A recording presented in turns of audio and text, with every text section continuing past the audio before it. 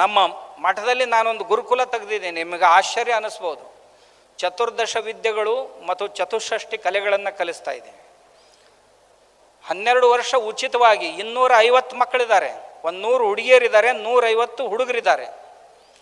ಆ ಹುಡುಗರಿಗೆ ಎಂಥ ವಿದ್ಯೆಯನ್ನು ಕಲಿಸ್ತಾ ಇದ್ದೀವಿ ಅಂದರೆ, ಇಲ್ಲಿ ನಿಂತರೆ ದಿಗಂತದವರೆಗೆ ಎಷ್ಟು ಕಾಣಿಸುತ್ತೆ, ಇದು ಯಾವುದೂ ನನಗೆ ಗೊತ್ತಿಲ್ಲ, ಇದನ್ನು ಮಾಡಲಿಕ್ಕೆ ಬರೋದಿಲ್ಲ ಅಂತ ಅಂದಿರಬಾರ್ದವನು. ಅದನ್ನೆಲ್ಲ ಕಲಿಸ್ತಾ ಇದ್ದೀವಿ ಮಕ್ಕಳಿಗೆ. ಮಕ್ಕಳು ಕಲಿತಾ ಇದ್ದಾರೆ. ನಮ್ಮ ಮಕ್ಕಳು ಸಂಸ್ಕೃತ ಅಂತಾಕ್ಷರಿಯನ್ನು 7-8 ಗಂಟೆಗಳವರೆಗೆ ಅಂತಾಕ್ಷರಿಯನ್ನು ನಡೆಸ್ತಾರೆ. ಎಷ್ಟು? 14-15 ವರ್ಷದ ಮಕ್ಕಳು. ಆಯುರ್ವೇದ ಗೊತ್ತು ಅವರಿಗೆ, ಖಗೋಳಶಾಸ್ತ್ರ ಗೊತ್ತು. ಎಲ್ಲಿಯವರೆಗೆ ಅಂದರೆ, ಇತ್ತೀಚೆಗೆ ನಾವು ಇಸ್ರೋದ ಡೆಪ್ಯೂಟಿ ಡೈರೆಕ್ಟರ್ನ ಕರೆಸಿದ್ದೆ ನಾನು, ವೆಂಕಟೇಶ್ ಶರ್ಮಾ ಅವ್ರನ್ನ. ಅವ್ರು ಹೇಳಿದರು, ಈ ಮಕ್ಕಳು ಇಷ್ಟು ಟ್ಯಾಲೆಂಟ್ ಆಗಿದ್ದಾರೆ, ಇವರಿಂದ ನಾನೊಂದು ಸ್ಯಾಟಲೈಟ್ ತಯಾರು ಮಾಡಿ ಆಕಾಶಕ್ಕೆ ಬಿಡಿಸ್ತೀನಿ ಅಂತ ಹೇಳಿದರು.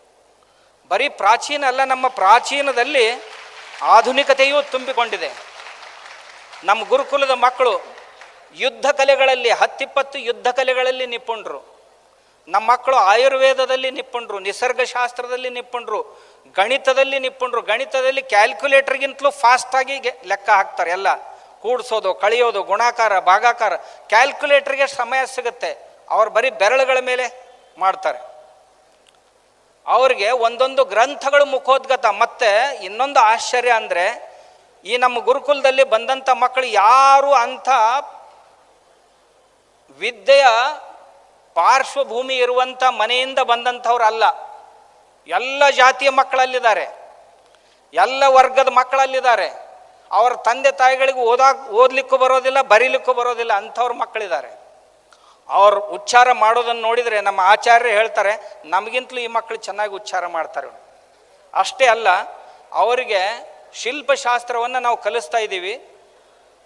ಬದುಕಲಿಕ್ಕೆ ಬೇಕಾದಂಥ ಎಲ್ಲ ಕಲೆಗಳನ್ನು, ಚಪ್ಪಲಿ ಮಾಡುವುದನ್ನು ಹಿಡ್ಕೊಂಡು ಕೇಶಕರ್ತನದವರೆಗೆ, ಒಂದು ಮೋಟಾರನ್ನು ತಯಾರು ಮಾಡೋದ್ರ ಹಿಡ್ಕೊಂಡು ರೈಲ್ವೆ ತಯಾರು ಮಾಡುವವರೆಗೂ ಅವರನ್ನು ನಾವು ತಯಾರು ಮಾಡ್ತಾ ಇದ್ದೀವಿ, ಕಟಿಬದ್ಧರನ್ನಾಗಿ ಮಾಡ್ತಾ ಇದ್ದೀವಿ.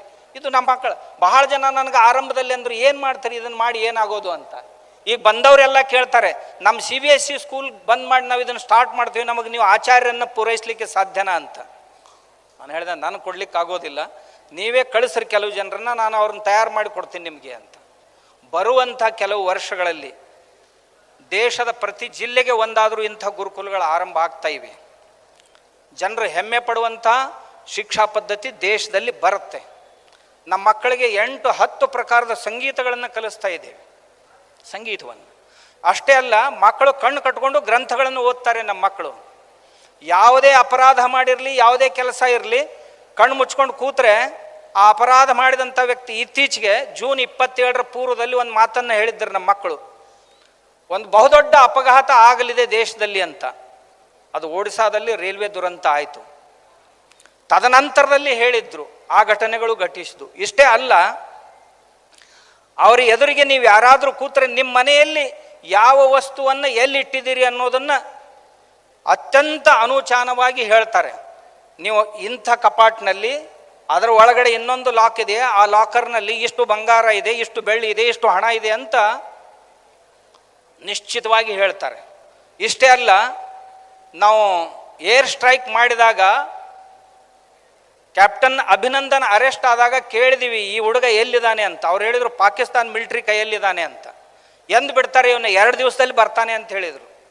ಜನರಲ್ ಬಾಜ್ವಾ ಏನು ಮಾಡ್ತಾ ಇದ್ದಾನೆ ಅಂತ ಕೇಳಿದ್ ನಾನು. ಜನರಲ್ ಬಾಜ್ವಾ ಭಾರತದ ಮೇಲೆ ಆಕ್ರಮಣ ಮಾಡುವ ಕುರಿತು ಅವರ ಹಿರಿಯ ಅಧಿಕಾರಿಗಳ ಜೊತೆ ಚರ್ಚೆ ಮಾಡ್ತಾ ಇದ್ದಾನೆ, ಆದರೆ ಯಾವ ನಿರ್ಣಯಕ್ಕೂ ಅವ್ರು ಬರಲಿಕ್ಕೆ ಆಗೋದಿಲ್ಲ ಅಂತ. ಇದು ಒಂದು ವಿದ್ಯೆ.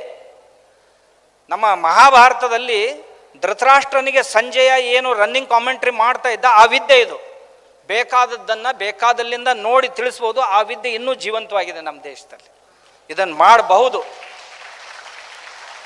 ನಾನು ಇತ್ತೀಚೆಗೆ ಈಗ 2024ಕ್ಕೆ ಪೂರ್ವದಲ್ಲಿ ಒಂದು ದೊಡ್ಡ ಅಟ್ಯಾಕ್ ಆಗುವಂಥ ಸಂಭವ ಇದೆ, ಭಾಳ ಜನ ಹೇಳಿದ್ದಾರೆ.